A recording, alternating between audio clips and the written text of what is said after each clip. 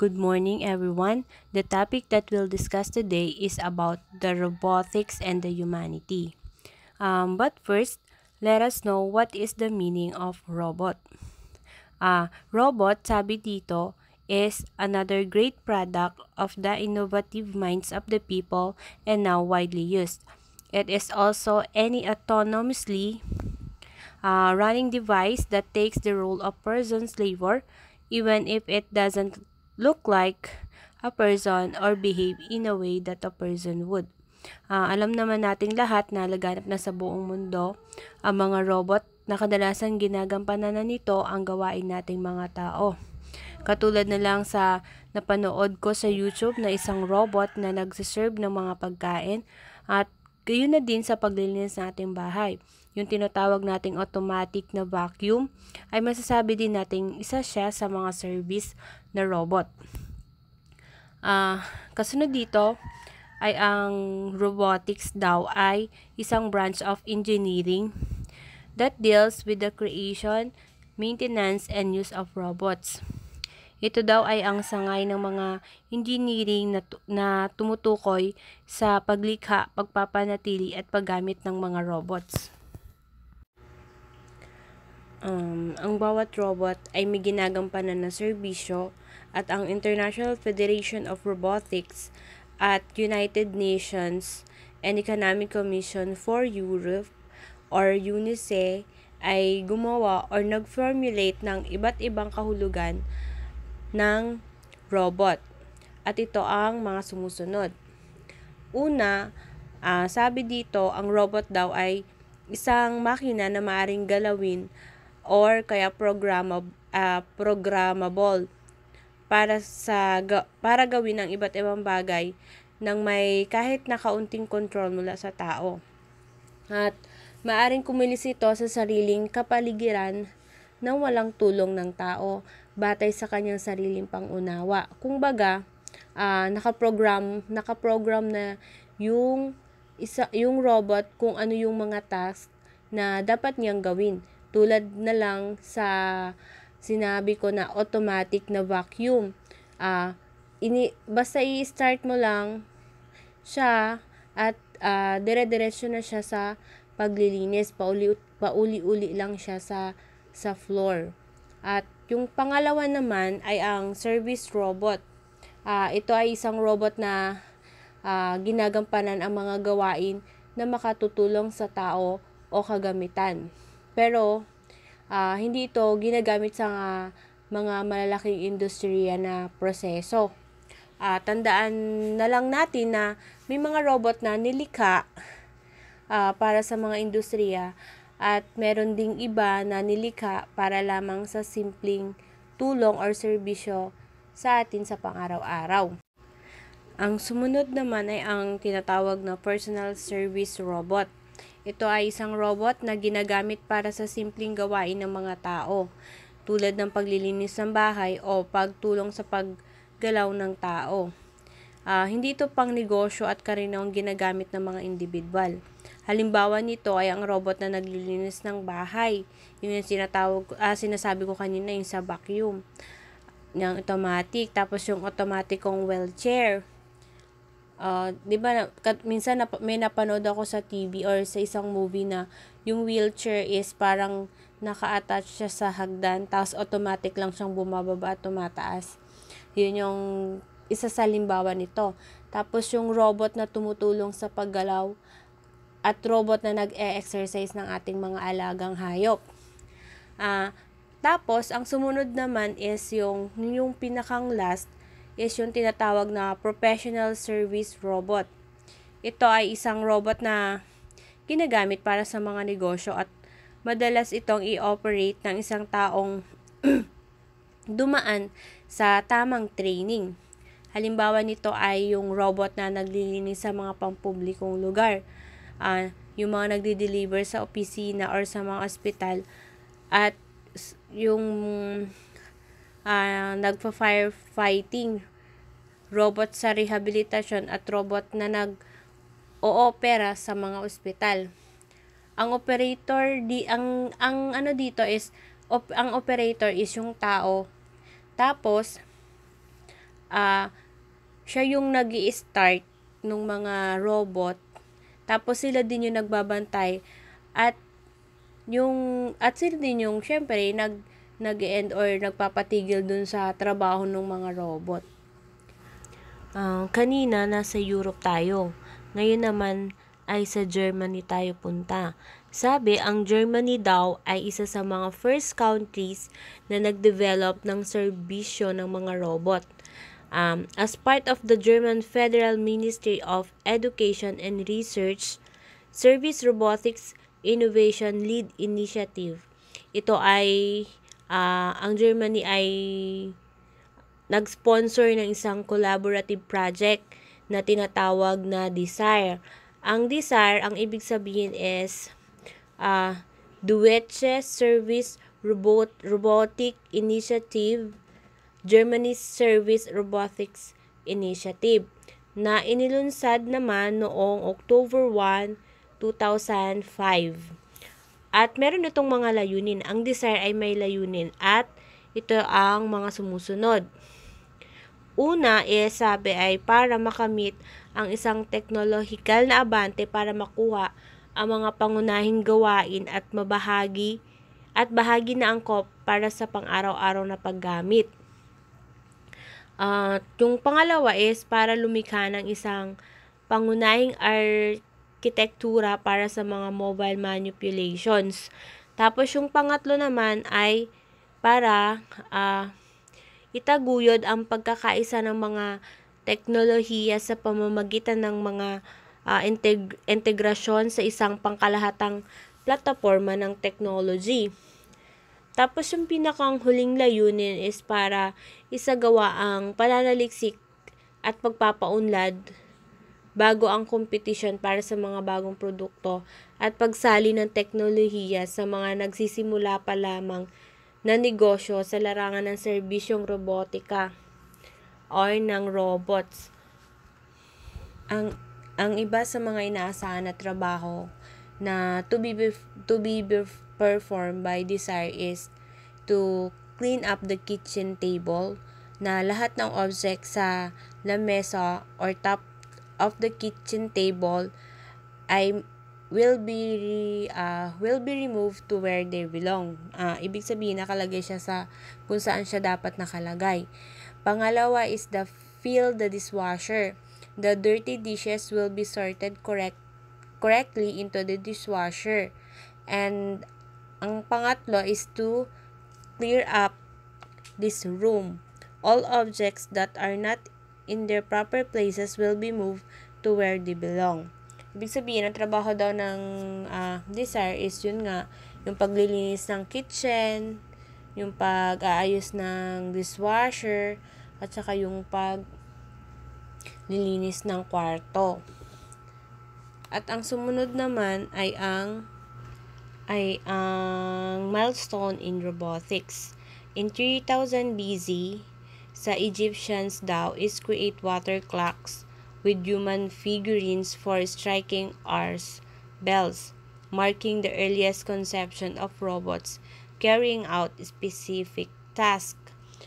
Throughout the history, various machines with robotic features were developed, including the wooden pigeons, talking dolls, steam-powered robots, and hydraulically operated statues capable of speech and gesture. Noong early 1950s naman, si George Devol creates the first robotic as we know them, starting with Unimate, Universal Automation, although his attempt to sell this to the industry initially fails. Yung Unimate, parang napanood ko siya, is yung para siyang machine na may claw, yung may kamay siya na parang pangdampot, ganun siya. Hindi ko na nalagay yung picture, pero ganun yung itsura niya. Para siyang may tagadampot sa dulo, ganun. Tapos yung noong post-1950s, continuous development of robots leads to the creation of improved versions, sparking ongoing advancement in the field of robotics. Ayun. At ang sunod naman na topic is about the roles played by robotics is si Milbert po ang magre-report. Good morning, ma'am, and my classmates. My name is Melbert Urbenzen. Today, I'm your reporters, and I will discuss to you the roles played by robotics, Isaac Asimov's three laws of robotics, and ethical dilemmas faced by robotics. So first, let me discuss the roles played by robotics. They are primarily used to ease the workload of mankind, to make life more efficient and less stressful. They perform complicated activities which human beings are incapable of doing. And they perform simple tasks at home so that their masters can perform the complex ones without stressing themselves over the simple tasks. They are also robots which are made for pleasure. There are also some of robots which were made to serve as a toy. So sa kamakabuhan, ang roles played by robotics ay makatulong sa ating mga gawaing bahay and also sa lahat ng gawaing pwedeng iutos ng kanyang master na kung saan ito'y nakakatulong sa atin sa mga pang-araw-araw na gawain na hindi tayo ma-stress sapagkat sila yung pwede nating utusan o sila yung pwedeng gumawa na maaari nating gawin sa buhay. So nakakatulong sila sa madali ng ating gawain, nakakatulong sila sa pagpawala ng stress at nakakatulong sila upang mapadali ang ating gawain sa ating buhay sa pang-araw-araw nating ginagawa. So napakadali tukuyin ng roles played by robotics. Siyempre hindi natin pwede ito. And also marami din naman, dagdag ko pa na maraming din mga tao na itinuturing silang laruan and also tinuturing din silang magandang kasangkapan sa pagtulong sa ating pamumuhay at sa pang-araw-araw na gawain. So, let's talk about the Isaac Asimov's three laws of robotics. So, law 1, a robot may not injure a human being or through inaction allow a human being to harm. So, madaling kasabihan na sa madaling salita, ang robot ay hindi pwedeng saktan ang tao sapagkat sila ay nakadesign para tumugon sa mga ating mga iuutos or sa ating mga gawain. Sa kabaligtaran naman, ay inaalaw nito na saktan ng tao ang isang robot sapagkat kung may maaari mang itong hindi ka nais-nais na gawain or may hindi na gustuhan ng master na ginawa ito, pwede itong saktan ito at pwede itong saktan itong robot. Sa kabaligtaran ay hindi naman pwede saktan ng robot yung nagmamayari o ang kanyang master. So law 2, a robot must obey the orders given it by human being except where such orders was conflict with the first law. So sa law 2, merong conflict do sa law 1 na kung saan ang robot ay pwede niyang i-obey ang utos ng kanyang master kung ito ay hindi niya kanais-nais o hindi kayang gawin ng isang robot o hindi pa naka-adapt sa kanyang system. So, law 3, a robot must protect its own existence as long as such protection does not conflict with the first law or second law. So, may conflict pa rin ang law 3 do sa law 1 at law 2 na kung saan hanggat kaya niyang protektahan ang kanyang sarili o maprotektahan ng robot ang kanyang sarili na hindi magkakaroon ng conflict do sa first and second law. So, let's talk about the ethical dilemmas faced by robotics. So, one of the dilemmas faced by robotics is safety. So, here the questions become: what is robots become sentient?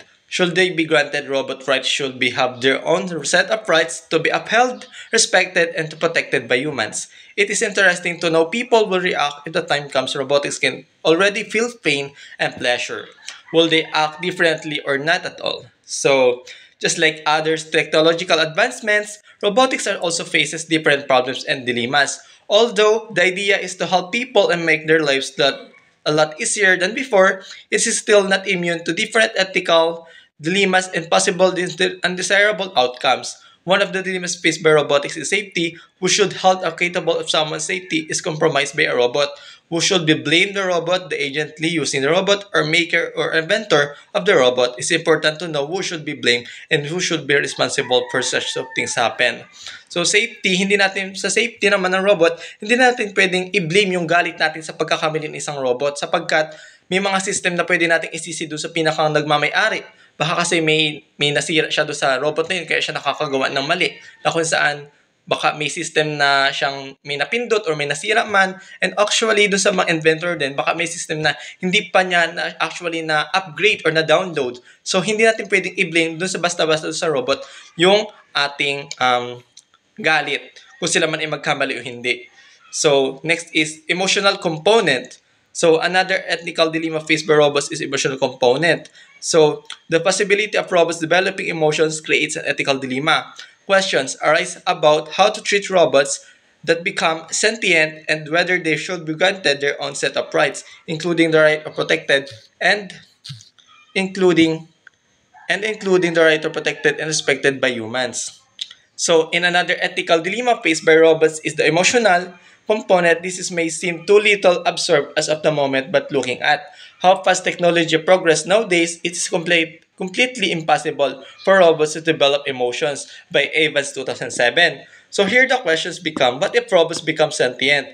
Should they be granted robots' rights? They have their own set of rights to be upheld, respected, and protected by humans? It is interesting to know how could react if the time comes when the robots can already feel pain, pleasure, and they act differently or not at all. So, alam naman natin na ang robot ay walang emosyon sapagkat wala itong puso na ginawa sapagkat ito lamang ilikha ng ating kapwa, tao lang din lamang. Pero sa panahon ngayon, napakalaki ding imposible na magkaroon din ng emotions ang isang robot sapagkat sa modernong mundong ito, napakatalino ng tao upang makagawa ng ganitong bagay. Hindi pa ngayon, pero balay mo sa susunod na henerasyon, magkaroon ng ganitong advancement sapagkat alam natin na walang imposible kapag sa technology na. And using science and technology, we can develop this kind of robots na magkakaroon na din ng emotions to feel emotions for everyone. So napakalaki din katulungan din yon sapagkat kung meron mang emotions ang isang robots, ma-feel din natin yung emotions na pwedeng idama natin sa kanila or pwedeng ipadama nila sa atin. So, next is partial autonomy versus full autonomy. So, in the fields of robotics, there are so-called partial autonomy and full autonomy. When we call partial autonomy, includes active human-robot interaction. So, pag sinabi natin partial autonomy, ito daw includes active human-robot interaction sapagkat ito yung nakikipag-interact sa robot with sa kanyang master. O sabihin na natin yung kailangan itong utusan o kailangan pang pagsabihan kung ano yung dapat niyang gawin. Sa kabaligtaran naman, ang full autonomy naman includes active human-robot interaction. In other words, a robot with full autonomy can perform actions or activities even without a master telling it should be done or what should be performed next. So, madaling tandaan yung partial autonomy and full autonomy. Kasi kapag sinabi natin full autonomy, ito yung robotics na hindi na natin kailangan pagsabihan. Yung kung saan sila may pagkukusan na and may system na sila kung ano yung dapat gawin. Yung tipong hindi na siya kailangan utusan ng kanyang master o hindi na dapat pagsabihan kung anong gagawin niya ngayon o kahit ano man pa yung pwede niyang gawin kinabukasan o kahit ano pa. Siya ay naka-adapt na talaga kung ano yung pwede niyang gawin kahit hindi na siya utusan. Kumbaga, bisali na siyang pagkukusa. And in the field of robotics, there are so-called partial autonomy and full autonomy. Gaya nga sinabi ko, sa field of robotics ay may tatawag na partial and full autonomy. So, napakadali na siyang tandaan. So, let's go about the compliance with Asimov's law. So, isasabihin ko muna yung the three laws of robotics na-introduce ni Isaac Asimov. Yung first law is, the robot shall not harm a human by inaction allow human to come harm. So, the second law is that a robot shall obey an instruction to given it to by human. And last, the third law is the robot should avoid actions situations that could be caused it to harm itself. So the text suggests the robots can be considered ethical if they strictly follows law such as those formulated by Isaac Asimov. The ethical dilemma here is whether these laws are sufficient to ensure safety and ethical behavior in robots. So the explanation is using Asimov's law for robots. It can be concluded that robots are ethical, but only if they strictly follow the laws specified by ARC and ethical mostly because the laws formulated by Asimov ensure the safety of not only the usage of the technology but also the people around him. So hindi lamang pala ang Asimov's law na to ay hindi nakatukoy sa may-ari, kundi kung paano ito maprotektahan din yung sa ibang mga tao pang nasa paligid nito. Remember that these service robots are already available to the public, thus they can already be found inside the homes, having said that the safety of not only the owner of the technology but also the people. Inside the house, you should be priority more than anything in other people in other. So, ang ang compliance with Asimov's law ay nakatukoy sa safety din nung nasa loob ng bahay and also do sa kanyang nasa paligid din. Siyempre sa community din sa mga siguro pag lumabas ng bahay siguro kailangan din siyempre ng safetyness and and with the great consideration to those formulated by Asimov's law. However, if the agents using the technology measures robot to achieve personal agendas without doubt and agents should be accountable for consequences, it may be bringing its important laws is under the consumption that robots strictly follow the laws is visible without any form of deviation. So next is responsibility. Next is the responsibility of deviations. So, when robots deviate from specified programming, the dilemma of responsibilities arises. Should be the blame fall for the maker of inventor for not programming the robot effectively, or should the robot itself be held accountable for the actions? So, if the problems arise when the robot deviates from the laws specified, then the maker of the inventor of the machine should be blameworthy. This just mean the robot was not programmed very well because it's violated the laws. The other problems may arise when the machine develops the ability to think for itself in the case of the one that should be blamed. Can both the maker of the inventor and the robot itself is because the first place the maker give the robot the capacity to think for itself. You should be very much aware for its possible consequences to put in. So, malaki din ang responsibilidad nung gumawa and then yung robot sa paggawa ng robot, syempre hindi naman lahat ng robot ay napaka-perfect naman para makagawa ng mga gawain natin. And may mga capacity din and limitations din ang robots. Kung nalalaman natin ang limitation ng robots ay may mga hindi pwede din silang gawin na makakasira din sa kanilang technology sapagkat may mga pwedeng kuha naman sa tubig. Syempre, pag nabasa sila, may maaaring maapektuhan na parts. So, may mga responsibility din sa mga deviations na kanila. Hindi natin pwedeng sisihin yung pinakang robot sapagkat hindi din natin pwedeng sisihin din yung pinakang nagawa sa kanya. So, last, the robot rights. So, the ethical questions of whether robots should have their own set of rights, especially if they develop the ability to feel emotions, is discussed a parallel ground and the recognition of animal rights when it was discovered that animals are capable of emotions. So, noon, ikikwento ko, idagdag ko pa noon nung mga nakalipas na taon, noong unang panahon, sabihin na natin na hindi tayo naniniwala ng hayop ay may walang emotions. So, hindi daw sila nakakaramdam ng emotions dito sa emotion dahil hayop lang naman sila. But now, na-discover na ang hayop pala ay meron talagang emotions. So, napakalaking posibilidad din na magkaroon din ng emotions ang isang robots. So, napaka-advanced ng technology natin siguro. Napakatalino talaga ng tao sapagkat kayang-kaya din natin gumawa ng ganitong emotions na ang robot ay meron ding emotions. So, in our time na nasa modernization na tayo ng mundo, na kung saan advanced na yung mga technology, napakalaking potential na magkaroon talaga ng emotions ang isang robot. For the second dilemma, it's just right for the robots to give in their own set of rights should be developed ability to feel different kinds of emotions. It can be argued the same thing happened with animals before animals didn't have their own set of rights because people believe that they're not capable of having emotions. So gaya nga sinabi ko, na nung una na hindi daw naniniwala ang mga tao na ang hayop ay may ganoong emotions. However, after years of testing, experimenting, it was concluded that animals are indeed capable of emotions. So, napakalaki din na potential talaga na magkaroon ng emosyon ang isang robot sapagkat alam na sa gaya ng sinabi ko napaka-advanced na din ng technology natin and napakalaking posibilidad na makagawa din tayo ng ganitong robots na mayroong kakayahang maka-feel or makapadama sa atin ng emosyon na tayo lang ba nakakapagpadama sa kanilang emosyon o kaya din nilang ibalik ito sa atin. So, and last question is think about the question. So, meron ditong question na, do people really need technology in their lives? Is it really necessary? So for me as a reporter or as a people na nakikinabang din naman sa technology, napakalaking importante din talaga ng technology sa ating buhay. So nagagamit natin ito, gaya ngayon nag-online class tayo, nagagamit natin ito. So hindi natin pwedeng isalba or hindi pwede natin kalimutan itong technology, pero alam naman natin kapag mabuti, meron ding masama.